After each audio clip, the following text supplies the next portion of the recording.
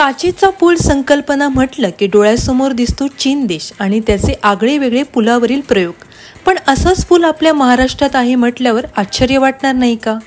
कोकणातील नैसर्गिक सौंदर्यात भर टाकण्यासाठी अशाच एका आगळ्या वेगळ्या पुलाची रचना केली सिंधुदुर्गातील नापणे धबधबा येथे।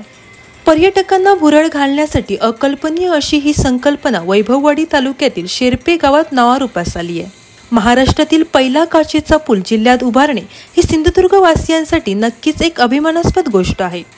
आजूबाजूची हिरवळ झाडे, मध्ये बारमाही फेसाळणारा धबधबा आणि वरती निळशार आकाश आणि त्यामध्ये काचेचा पूल तुमच्या डोळ्यांचे पारणे फेडल्याशिवाय राहत नाही। या पुलामध्ये टफन काचेचा उपयोग केला गेलाय, जो प्रामुख्याने बुलेट प्रूफ गाड्यांच्या काचेसाठी वापरला जातो।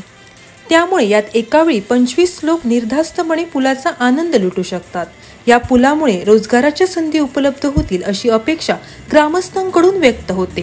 कोकण म्हटलं की निसर्ग आणि या निसर्गात छोट्या छोट्या उपक्रमांची भर नक्कीच पर्यटनासाठी कलाटणी घेऊ शकते।